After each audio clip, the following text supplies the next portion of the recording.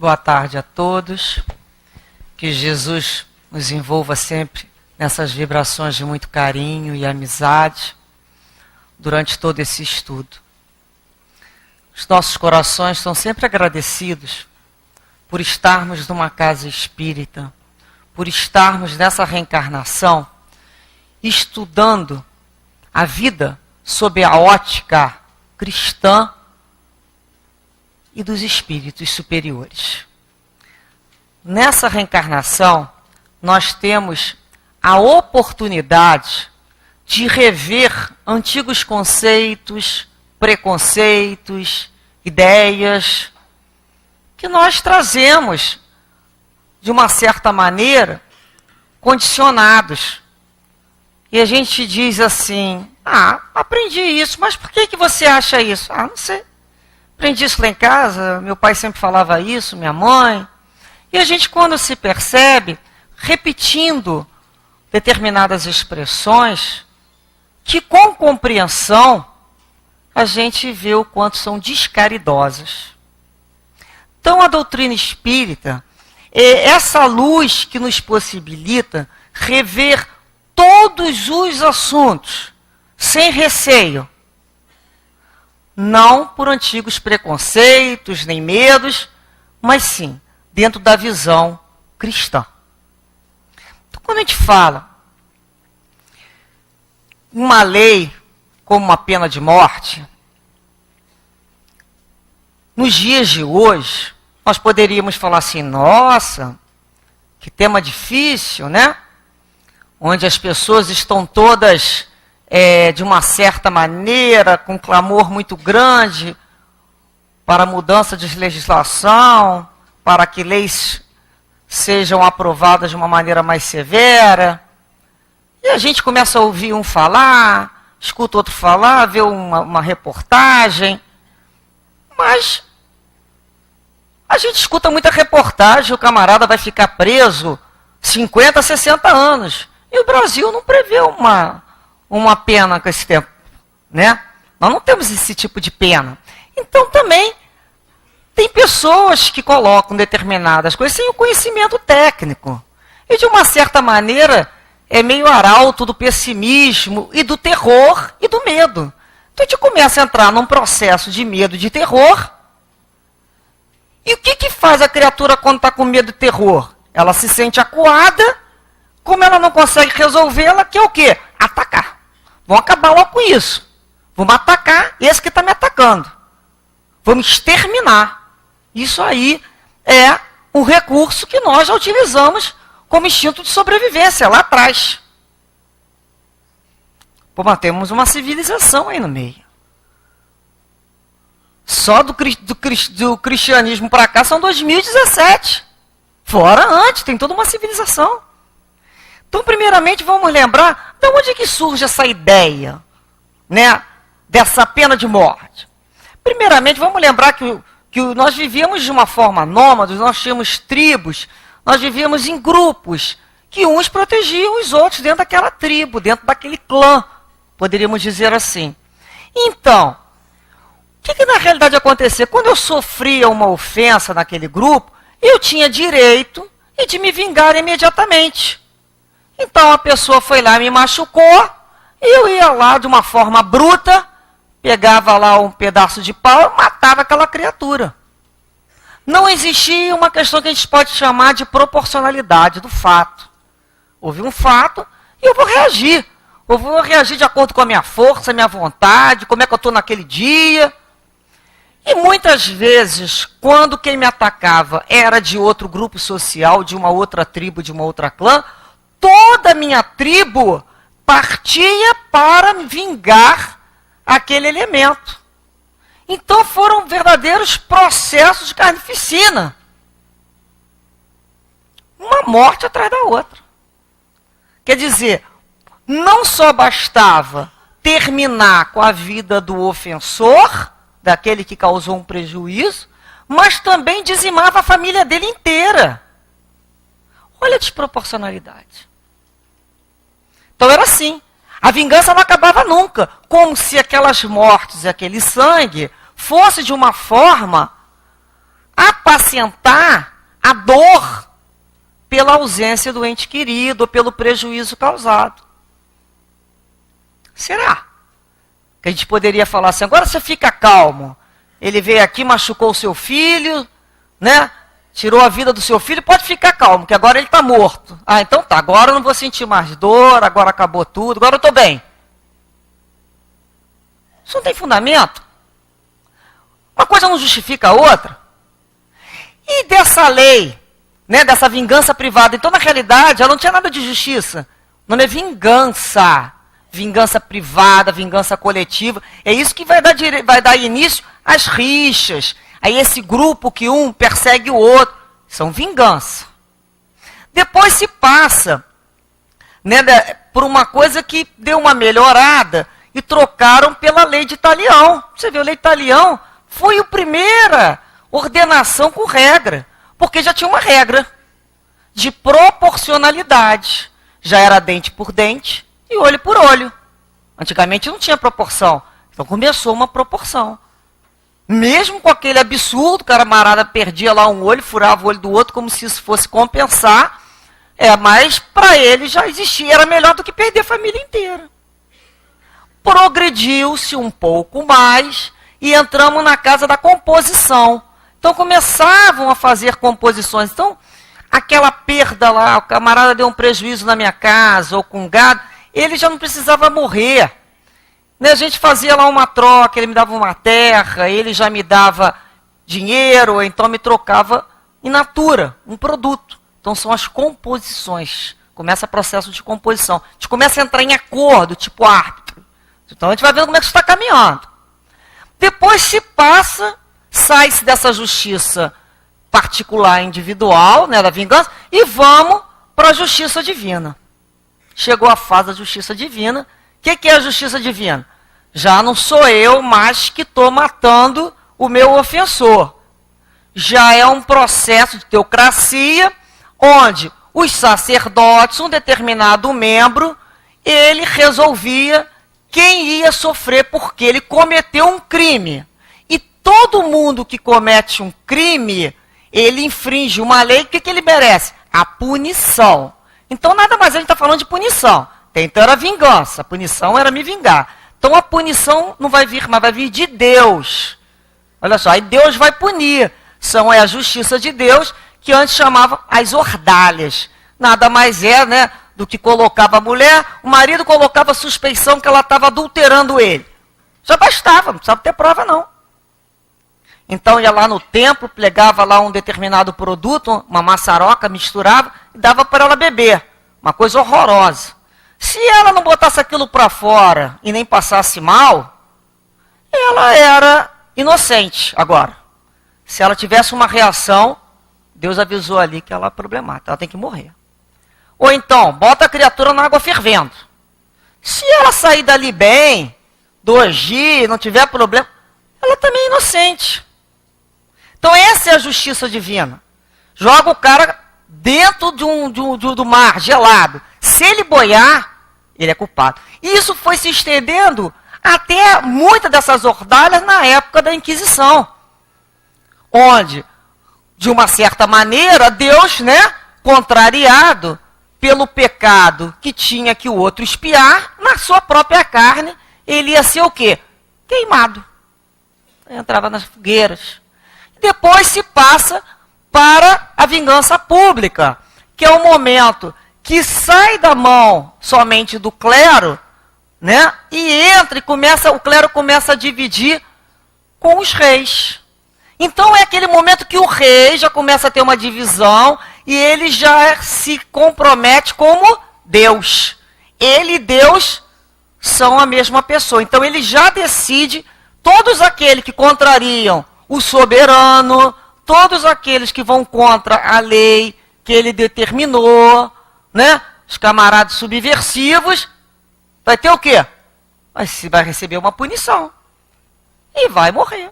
Então a gente vai ver lá, né, aquela passagem lá de John Hus, quando ele é contra a ideia da igreja, quando ele é contra a ideia da transubstanciação, ele é colocado preso durante muito tempo, não tem direito a defesas, as defesas não existiam. E quantos foram pena de morte? Quantos, como ele, foram mortos sem um julgamento, sem uma defesa honesta, até hoje, desde que o mundo é mundo.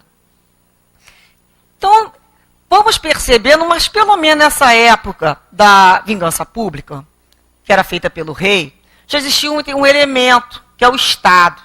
Existia um soberano, já existia uma terceira pessoa. Não é mais uma vingança individual. Então começa-se a perceber que a pena de morte é o que, na realidade? É uma punição. Como qual? Como a prisão, como a fogueira, como enforcamento, como a guilhotina. É uma punição. Você pode escolher. Na hora da sentença, dependendo da sua legislação, você escolhe o tipo de punição que aquela criatura vai se resolver. De acordo com a legislação que permite. A gente tem que entender isso. Então, quando o Estado toma-se o poder de julgar pelos poderes, pelo contrato social, o que ele fala com a criatura? Ó, acabou a vingança privada. Vocês não têm direito mais de fazer vingança com as próprias mãos. Porque, venha, uma pessoa entra lá na casa de alguém e machuca, faz mal ou mata a filha daquela criatura. Por que é o Estado que vai resolver e não o pai? Porque o pai naquela hora vai querer fazer o quê se ele não for uma pessoa muito equilibrada? Ele vai acabar com a vida daquele camarada. Que não vai resolver. Aí eu pergunto, quando ele acaba com a vida do camarada, ele fez justiça ou vingança? Vingança. Aí a gente retorna lá para trás. Vingança. Então a gente tem que entender muito o que a gente está querendo. Então quando o camarada fez o mal, né, fez uma ofensa, que a gente fala, ó, eu quero justiça, eu não quero nada além do que justiça. Justiça! É aquela maneira. Que ele sofra muito. Já saiu da justiça. Então, num determinado momento, na vingança privada, o que interessava ali era a vingança, era o meu interesse. Era o ofendido. Foi eu que fui ofendido. O artista principal aqui sou eu, o sujeito principal da ação. Quando se tem o Estado e entra-se a justiça organizando essa punição, o que termina? A vingança. Vamos colocar a justiça. Olha só, quando chega nesse momento, o Estado não tem que saber mais se eu estou sofrendo, se eu estou desesperado, se eu chorei. Isso é problema. Ele não estava preocupado comigo só. Ele está preocupado com aquele indivíduo. O foco agora é o ofensor. Porque ele pode vir a prejudicar o restante da sociedade. Então ele está vendo um bem coletivo. Então vamos aplicar uma punição para que ele aprenda. Por isso que eu falei, nós temos inúmeros tipos de punição. Nós no Brasil, né, com exceção de casos de guerra, nós não temos a pena de morte. Já tivemos. Terminou quando, né, na época do Império, foi combinada uma pena de morte e se descobriu que teve um engano. Porque é um tipo de pena que não dá para depois falar assim, pô, errou. Não dá mais. Não tem mais ressarcimento. Então tem muitos enganos, muitos enganos. E quem é que é preso, na maioria das vezes, sem bom advogado? Não é gente rica, é. Porque o pessoal fala, é uma questão de direito. Não, não é uma questão de direito, é uma questão, você pode ter direito líquido e certo, não ter um bom advogado. E você pode ter um direito nem tão líquido, nem tão certo e ter um bom advogado. Então a gente tem que ver na vida que sociedade nós estamos inseridos, para não sermos iludidos. Por quem que vai ser essa lei? Então a gente tem que começar a ter calma. A gente tem que começar a ter calma, porque se a gente achar certo, cada um fazer a justiça, daqui a pouco vamos, como já ocorreu, de ter calúnias de pessoas na internet sendo denunciadas por crimes que não cometeram e foram linchadas. Depois não adianta falar, foi sem querer. Então a gente tem que tomar muito cuidado. Porque a gente, quando está em grupo, o comportamento coletivo, às vezes a gente não sabe raciocinar individualmente. A gente acaba raciocinando coletivamente, meio, né? Meio manada. Manada não faz curva. Vai reto. E a gente, quando está sozinho, a gente pensa, a gente dá uma curva, dá uma reflexão melhor. Então, o que a gente está querendo? Então, a pena de morte nos Estados Unidos já está mais do que provado que nada adiantou. Não coibiu. 80% retornam. Os que não são, os presos retornam. E os estados, porque lá é diferente do Brasil, cada estado tem a sua legislação, tem lá o seu órgão julgador diferente, não coíbe, continuam. Por quê? Porque a criatura, no momento do impulso, ela não se dá conta disso. Então não resolve. E o Brasil? Às vezes as pessoas falam assim, e o Brasil não tem que aumentar a pena? Olha só, o Brasil é o terceiro país que mais prende. Primeiro, Estados Unidos e China, que tem pena de morte. Terceiro é o Brasil. O Brasil é o país que mais prende. É o terceiro. Prende mal. E diga-se, prende muito e prende mal. O que nós estamos vendo aí? Qual é o objetivo da punição? A gente tem que raciocinar assim. Qual é o objetivo que o Estado está querendo com aquela punição? Se não é pena de morte, é prisão. Qual é o objetivo da prisão? É isolar aquela criatura que não tem condições de viver em sociedade. É o isolamento, é neutralizá-la. Então você vai dar uma pena de reclusão. Você vai apartar que nem você tem um doente que tem uma doença infecto-contagiosa, senão ele passa para todo mundo. Você pega ele e joga lá num local adequado para se tratar. Ele não pode ficar em contato enquanto ele não for curado. Então o objetivo do Estado, quando ele toma a si a justiça, é cuidar desse delinquente que de alguma maneira está contrariando uma regra que foi normatizada, isoladamente, sendo neutralizado, para que ele aprenda o quê? O que é certo. Mas só que ele cai numa escola de quê? Ele cai numa escola que vai ensinar o que existe de pior. Ele vai sair, se ele entrou lá no crime só com primário, ele sai de lá doutorado. Então, aquilo é uma fábrica de fazer mau elemento. Quando o objetivo não é esse. Nós temos que entender isso. Os nossos impostos não são para isso.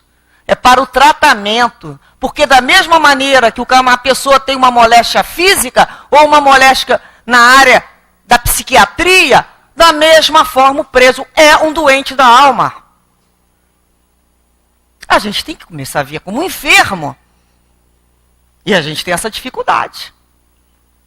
Ah, mas não dá certo tratar bem. Bem, eu assisti uma reportagem outro dia sobre a Noruega, país de primeiro mundo, lógico. Mas já que é para a gente comparar com os Estados Unidos, que todo mundo fala, vamos comparar com a Noruega. Por que não? É dinheiro com dinheiro. O que um faz com o teu dinheiro, o que o outro faz? Então, a imprensa da Noruega tem uma ilha, o camarada foi visitar os presos, cada um tem uma casa, eles nadam, jogam, tem biblioteca, os guardas ficam batendo papo, 4 guardas passeando nessa prisão especial, 115 presos só. São presos até mais comportados. Eles trabalham com faca, vão para a cozinha. Aí o jornalista perguntou assim, cadê a punição? Qual é a punição? Neutralizar, isolar, tirar do meio da sociedade. Eles estão lá isolados. Então, sofrer, levar pancada de polícia, ficar sem comer, mal, isso aí não tá previsto na punição, não. Isso é vingança nossa. Depois ele falou assim, bem, isso aqui é uma prisão especial. Eu quero conhecer na Noruega uma prisão de segurança máxima. Então ele foi lá conhecer aquela que entra todo mundo. Cada um com seu quarto, que não tem cela, com a chave, televisão, biblioteca. Aí faz curso de arte, curso aliás, de pintura, tem estúdio de música, filosofia, coisa que nós não temos. O preso tem. Eles cantam, Eles se ressocializam. A gente olha, aí o rapaz de novo, cadê a punição? Mas eles estão aqui. Eles não podem ver a família nem os amigos. A punição é essa. Aí quando a gente vê lá na televisão, pô, o camarada tem ventilador na cela dele. Esse ventilador, ó, tinha que cortar o ventilador dele. Não, a gente tinha que pedir para todos terem. Não é para tirar dele, não. Ah, a outra se aproveitou lá de um direito e foi para casa com um filho pequeno. Tem que tirar. Não, tem que dar direito para as outras. Aí está entrando na cada vingança. Quero mais que o cara fique na casa. Não basta ele ficar isolado. Ele tem que sofrer. Ele tem que ter uma alimentação. Para que alimentação? Com o meu dinheiro? Com o meu dinheiro ele vai lá para comer, beber e dormir? É isso que a gente fala. E o nosso dinheiro vai da mesma maneira. Ou vai para um bolso ou vai para o outro. Qual era o papel? Qual é o papel de deixar ele ali? Ressocializar. E não acontece. Poderíamos ter escolhido outra pena, outro tipo de punição. Trabalho. Setores agrícolas. O Estado tem condições de prover isso? Não. Também é uma punição. Ou então, né, é melhor a mão escrava que tem hoje em dia, né, mais moderna, de preço. Sai baratinho os produtos. Você tem que começar a perceber que tem um processo. Então, quando a gente começa nesse clamor, que ele não é justo ter regalia, gente, a punição é privação de liberdade. Em nenhum momento entrou tortura. A dignidade humana é acima de tudo. Quando perguntaram ao preso na Noruega se ele se sentia, né, como é que ele se sentia com os guardas, se ele não tinha uma marca, uma mancha, falou, não, aqui não é assim não. Eles estão aqui por causa da gente. Esse trabalho deles é por causa da gente. Eles vêm trabalhar por causa da gente. O tempo todo eles assim, por causa da gente. Para cuidar da gente. Realmente. O Estado paga a pessoa para cuidar do preso. Não para bater no preso, não para humilhar o preso. Agora, é um outro país, é um outro processo educacional? Sim. Mas se um tem, significa que é possível. E quando passa um, vai passar boiada. É uma questão de se querer. Um pai teve um filho morto na Noruega, com 17 anos. E o jornalista perguntou,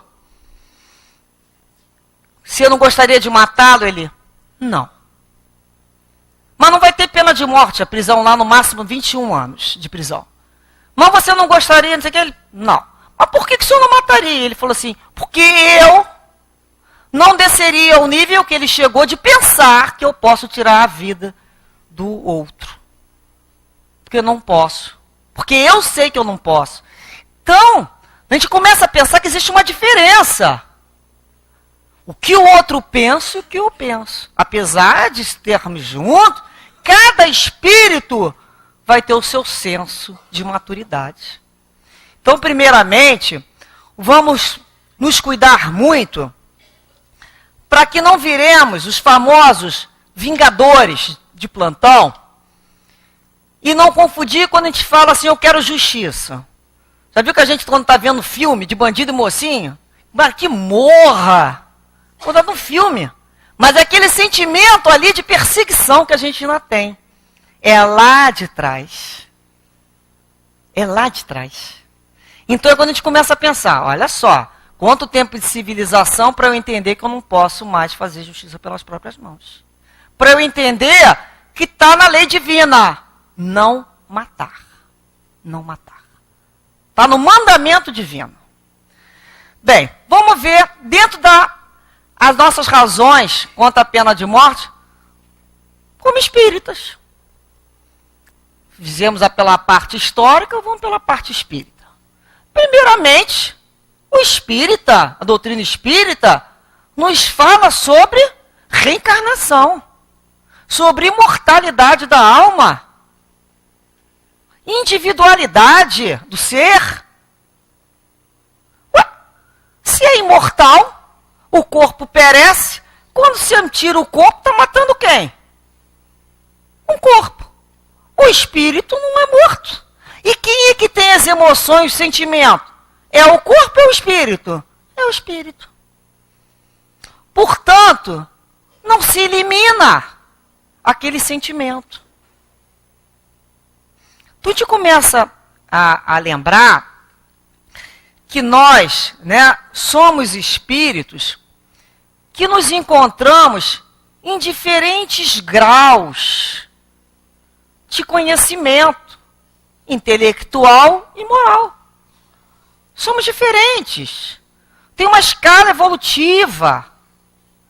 São várias reencarnações. Então, nessa encarnação, aquilo que eu não aprendi, eu vou ter outra oportunidade. Como todos. Como todos. Quem de nós, sinceramente, pode falar que nunca errou? Que não se arrepende de nada? Difícil, né? Só se tiver problema de memória. Se tiver com a memória boa, a gente vai saber que se arrepende sim. Tem coisa que a gente faria diferente. Hoje, pensando bem, hoje, né? Dessa forma nova que eu tenho, eu já não faria daquela maneira, eu já não faria da... Então a gente já começa a ver que tinham outros caminhos que não a violência. Então, e é bonito mudar. Significa que está servindo para alguma coisa. Porque a criatura que não modifica as suas estruturas mentais, as suas emoções, ou não chora diante de um processo de reflexão consigo mesmo, né? Por se olhar e ainda falar, eu não tenho isso dentro de mim, a gente chora. Por não ser aquilo que gostaria de ser, que é uma grande dor. É porque não está adiantando nada. Porque quando a gente começa a estudar, é que vem as dúvidas. É que começam os questionamentos. Então, olha só. Quando Jesus falou, das ovelhas que meu pai me confiou, nenhuma se perderá, o que ele está querendo dizer? Que todos nós, pela misericórdia divina, seremos resgatados através de novas oportunidades. Qual o objetivo da reencarnação? A gente sempre tem que pensar isso. Qual o objetivo da reencarnação? A reencarnação, eu chego numa reencarnação trazendo, eu sou herdeira de mim mesmo, com toda a bagagem das minhas experiências anteriores, intelectuais e morais. Tantas as minhas habilidades como as minhas dificuldades. Eu trago para essa vida. Graças a Deus tem o esquecimento, né? Que é muito importante, senão a gente não suportaria. E a partir daí é dada uma nova chance, foi aquela hora. Eu faria diferente. Então a reencarnação é a oportunidade de se fazer diferente. Então, quando a gente fala pena de morte, vamos matar, é tirar da criatura a oportunidade de recomeçar no dia seguinte a pensar sobre a própria vida. Porque para recomeçar eu não preciso reencarnar. Chico Xavier já nos disse, a gente não pode voltar para refazer o que a gente fez. Mas todo dia é uma possibilidade de recomeçarmos uma nova história. Então, nós não sabemos se aquela criatura, ao ficar detido, ele vai o quê? Vai pensar. Ele vai refletir. Por mais rebeldes que seja, em algum momento. E se não for nessa encarnação? Não importa. É um direito que ele tem, o tempo que ele quer necessitar de rebeldia. Porque Deus até não agride ninguém. A lei é que nos cobra. Mas Deus não agride ninguém. Então é o momento certo para cada um se equilibrar com a lei. Então são as oportunidades que nós temos de estar aqui. Nós sabemos realmente quem nós fomos? Será que se nós pegássemos aí o nossa... Eu devo ter folha corrida. A gente ia falar mal de algum preso? Ah, como é que é a nossa vida hoje? Se é o resultado do anterior. Pô, então, se você tem esse problema de saúde, minha filha, não deve ter sido uma boa coisa, né, não? Eu mesmo falo pra mim, não tá se enganando. Então, ó, graças a Deus está tendo força para entender E saber que não tem nada, cada um segundo as suas obras. São as causas anteriores das minhas aflições. Tem umas que eu faço hoje mesmo, para me afligir hoje mesmo, sou responsável pelo dia de hoje. E outras que eu falo assim, pô, eu não sei porque eu sofro disso. Está lá atrás. Então chega o momento adequado de eu me quitar com a lei. Então a gente começa a compreender que, de uma certa maneira, a lei, né, ela existe, ela se encontra ali. Quando perguntam para Chico Xavier, quem é um criminoso? Ele fala lá do Emmanuel, criminosos somos todos nós, né, quando descobertos. Qual de nós não está em curso numa lei divina? Todos nós. Todos nós somos criminosos. Em algum momento da nossa vida nós cometemos infrações. Então a lei divina, algumas dessas infrações vão passar aí despercebidas nessa vida. Ninguém nunca vai descobrir o que eu fiz. Né? Quando eu era pequenininha, lá no depósito de bala, pegava umas balinhas a mais. Ele via. Bobeira. Não, era um comportamento errado. Era um comportamento desviante já ali. Ó. Então, às vezes a gente vê uma criança fazendo alguma coisa, a gente tem que chamar a atenção. Isso é um comportamento desviante. Isso é muito importante. Então, quando a gente começa a lembrar que quais seriam as nossas alternativas, eu trouxe aqui. No livro dos Espíritos, na questão 997, Kardec nos diz que não se pode perder de vista que o espírito, depois da morte do corpo, não se transforma subitamente. Se a sua vida foi reprovável, é porque ele era imperfeito. Ora, a morte não o torna perfeito imediatamente. Ele pode persistir nos seus erros, nas suas opiniões falsas, nos seus preconceitos, até que seja esclarecido pelo estudo, pela reflexão ou pelo sofrimento. Ou seja, matar o criminoso não vai resolver, enquanto ele não for o quê? Esclarecido. É bruto. Às vezes é um ser bruto ainda, que não parou nem para pensar nada. Ele nem compreende. A vida para ele é banal. Então a gente começa a lembrar que é preciso passar pelo processo de esclarecimento. Às vezes a gente, quando também fala em pena de morte, em terminar com um delinquente, a gente está resolvendo um problema paliativo, né? Porque a gente não vai na origem. Qual é a origem dessa violência? Qual a origem da violência? É só a gente sair aí fora e olhar, não é? Se os nossos filhos, netos, sobrinhos, que não faltam indispensável, tem dia que faz aquelas rebeldias, não tem? Ainda mais aborrecente. Esse tênis eu não quero, não sei o quê. Eu quero não sei o quê, eu vou fugir de casa. Vocês já imaginaram uma criança sem uma estrutura familiar, abandonado, na miséria, na rua, no frio, na fome? Nós temos condições de exigir um comportamento ético? Isso não é explicação para nada, eu bem sei. Porque quando o espírito ele é decidido, ele vence o meio. Nós sabemos, primeiramente, que o meio não cria, o meio não é criador. Mas o meio é influenciador, sim. Tanto positivo como negativamente. Então nós sabemos que o que o espírito traz é a imperfeição dele.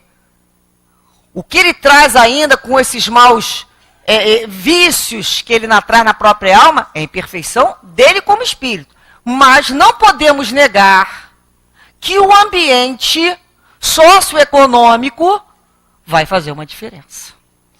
O carinho, o estudo. Então é um estudo de filosofia e de sociologia que tem que ser feito. E de educação. E Kardec, desde aquela época, né?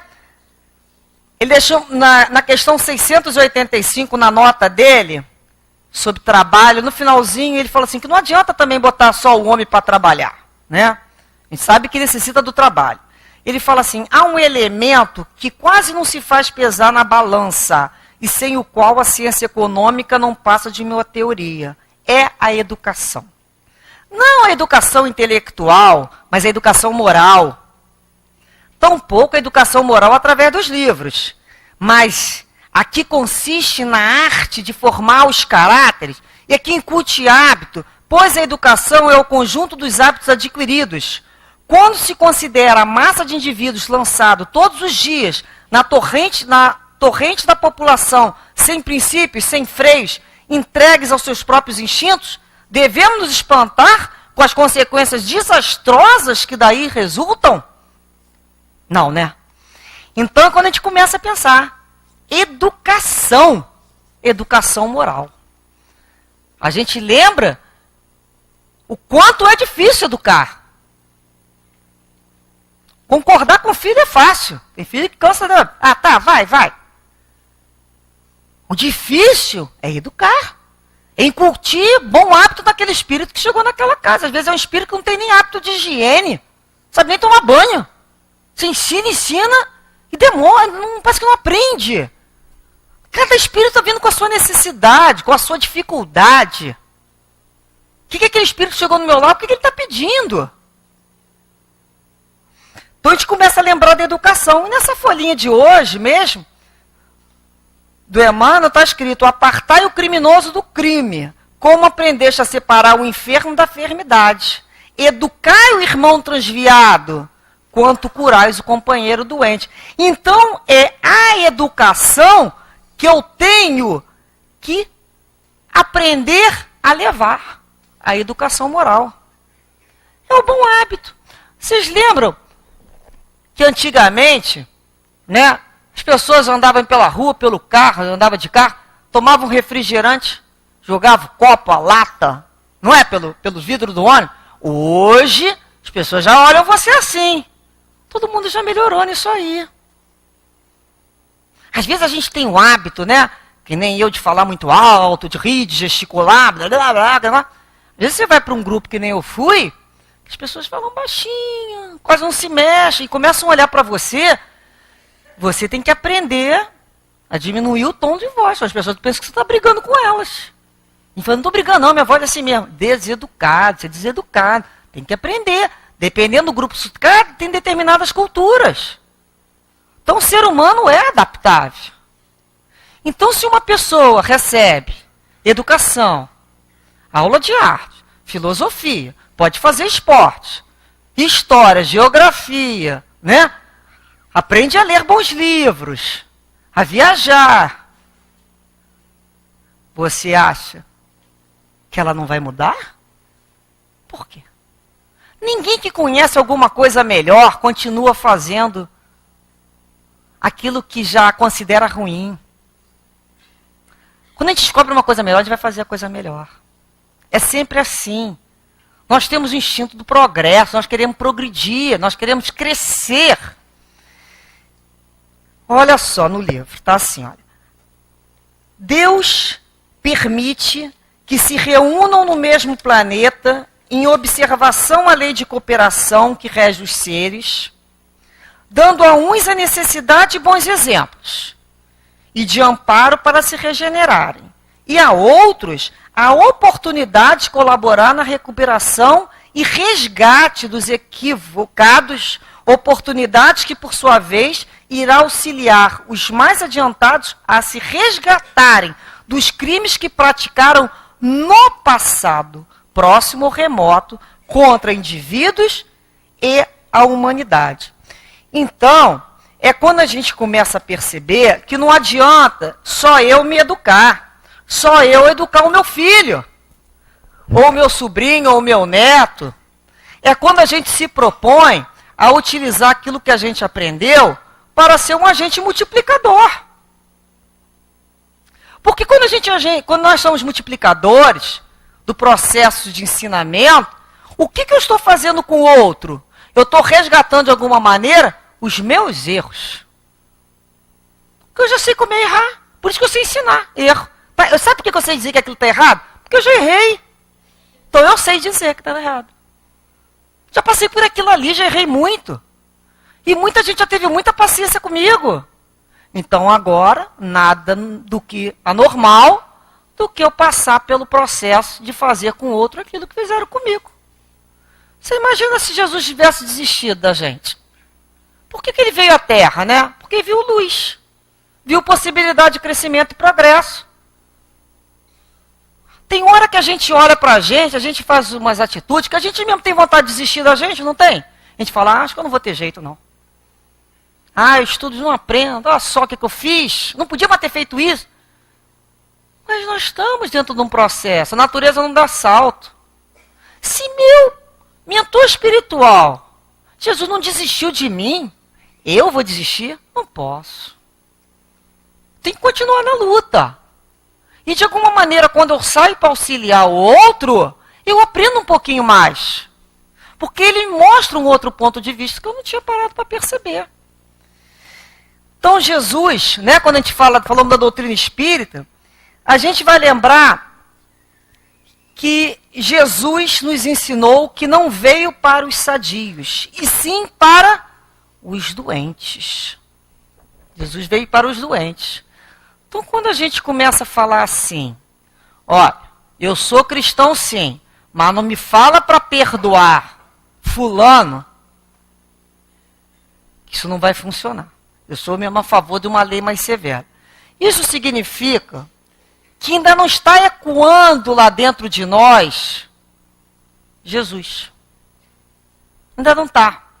A gente está tomando contato com a ideia do Cristo, mas não internalizou. A gente tem que ter essa consciência, pelo menos. Não precisa contar para ninguém, não. Pelo menos, assim, o que eu estou sentindo? Que sentimento é esse que eu tenho? Eu gosto de me vingar. Eu sou uma criatura vingativa. Eu adoro esperar o momento oportuno para dar aquela resposta, aquele troco. Eu guardo aquilo, esperando o momento. Né? Porque quer come mais frio, tem um negócio desse. Prato, sabe? Hã?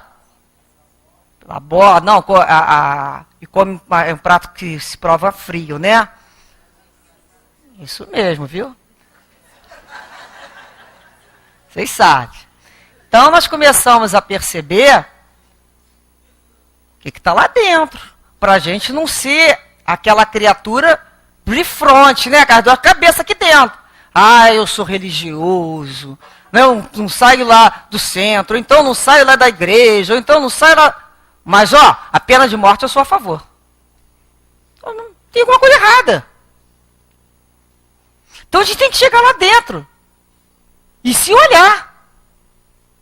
Peraí, eu tenho que ver a causa das situações. Jesus não veio aqui para eliminar o que está imperfeito. E nem nos ensinou em nenhum momento a violência. Ele veio aqui nos ensinar o quê? O perdão. Ele foi condenado à pena de morte. E pediu perdão para todos aqueles que o condenaram. Então, em todos os momentos, ele é mestre, sim, porque ele dá aula de como é que faz. Como é que se faz isso? Então, a gente começa a perceber da grandeza do Cristo que veio nos ensinar a nos olhar e a entender que se o nosso coração tem essa dificuldade para perdoar, a gente primeiro perdoa em nome de Jesus. Então, olha, eu não sei perdoar em meu nome, não. Ainda está difícil. Mas, pelo que eu estou aprendendo, eu vou perdoar em nome do Cristo. Porque eu quero seguir Jesus. Daqui a um tempo eu já vou perdoar por mim mesmo. Mas pelo menos a gente vai conversando com a gente e vai vendo que dificuldade é essa. Que às vezes a gente está trazendo lá de trás sem entender muito por quê. Mas ele vai ficar impune? É a primeira pergunta que a gente faz. Ele fez isso tudo e vai ficar impune? Eu quero justiça. Mais uma vez, eu quero vingança. Porque quando você entrega, vai ser feita a justiça. E mesmo se ninguém descubra a justiça dos homens, nós temos que entender que pelo código, né? Código Penal da Vida Futura, está lá no céu e inferno, está escrito. Tudo aquilo que nós infringirmos na lei, que ocasionarmos o mal, nós teremos uma consequência. Tudo que nós fizermos tem consequência, ou positiva ou negativa, dependendo do que a gente fez. Não vai ficar nada sem consequência. É a lei de ação e reação. Então, por isso que Chico Xavier falou, aquele que matou, roubou, que lesou, louvado seja Deus. Louvado seja Deus. Olha a beleza dele, porque ele diz assim, que ele tenha força suficiente na hora da reparação da lei. Porque a lei vai cobrar. Por isso que às vezes a gente vê umas reencarnações que a gente fala assim, pô, mas não entendo como é que fulano nasceu assim, nasceu assado, e nem temos que saber mesmo. Porque ele vai ter que se reencontrar com a lei. Então que Deus dê força para ele, porque deu força, ele buscou a força dentro dele para usar o instinto. Então que ele busque força para se reparar com a lei. E o que nós podemos fazer? Servir, ajudar. Ajudar essas pessoas. Ou através da prece, convidando elas o que é o arrependimento. Porque o arrependimento é o primeiro momento que a gente chama que vai ter um impacto para haver uma rachadura, uma fissura dentro do processo de enclausuramento daquela criatura. Então é o arrependimento. É o primeiro movimento que tem que ter, tem que abrir. Tem que deixar escoar. Quando ela está fechada dizendo que ela não se arrepende, ela está ali paralisada. Na hora que ela entra no processo de arrependimento, ela vai começar a drenar. Então a gente vai ver aquela história lindíssima, né, no céu e inferno, daquele espírito Latour.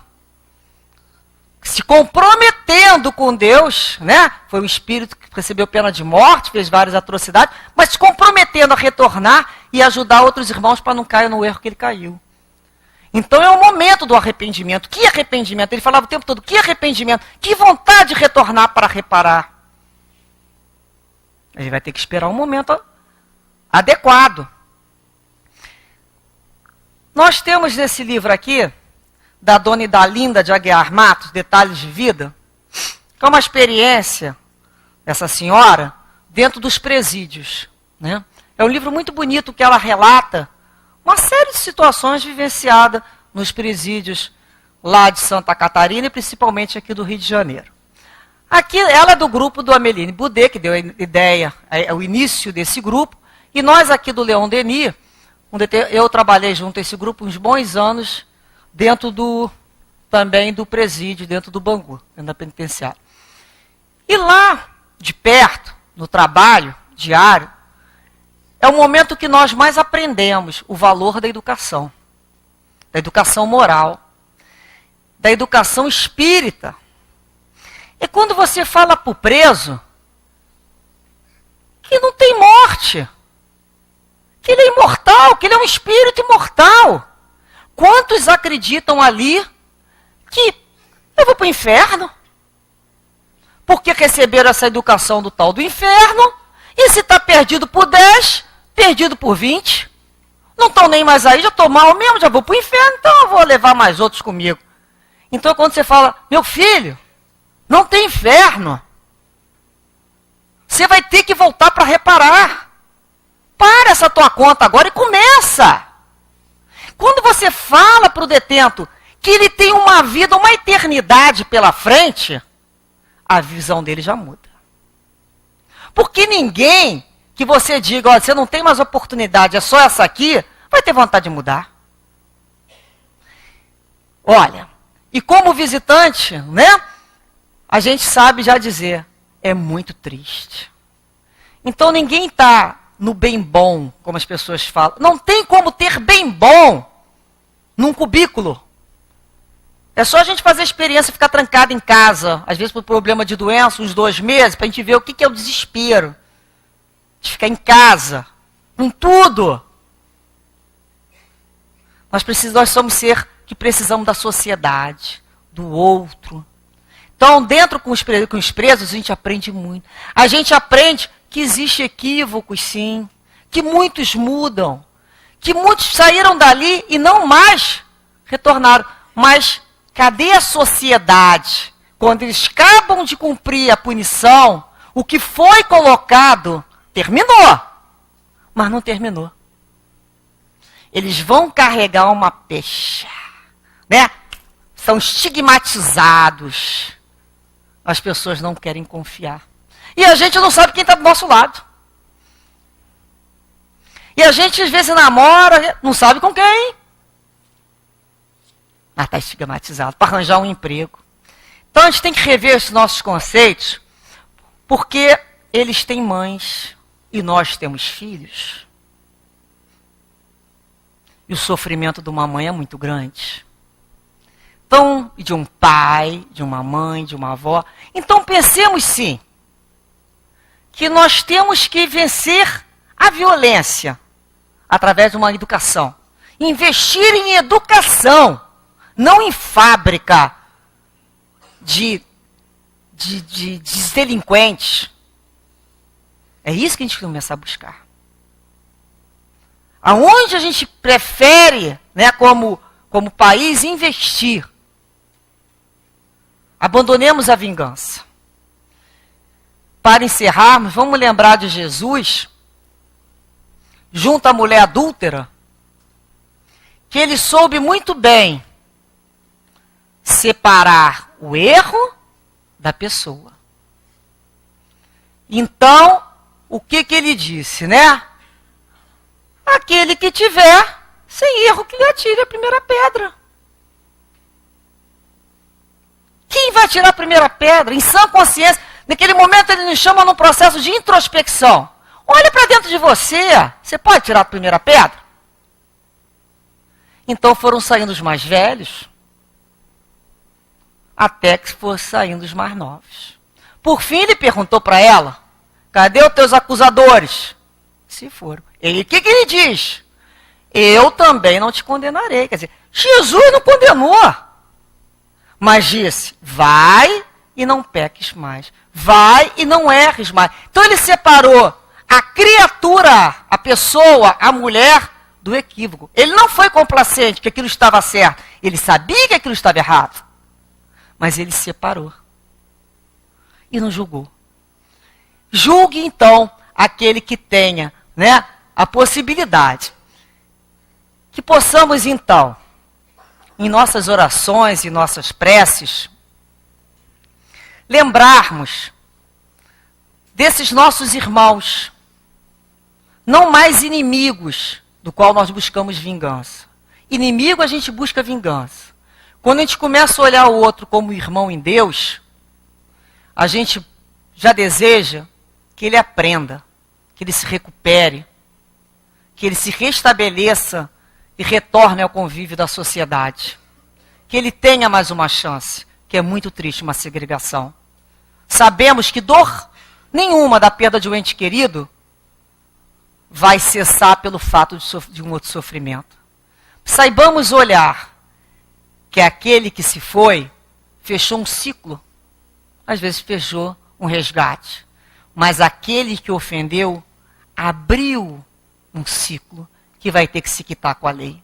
Que ele tenha realmente muita força. Que possamos orar pela nossa cidade, pelos nossos jovens, e que quando o clamor da violência buscar os nossos corações com opiniões de mais violência, lembremos, violência gera violência.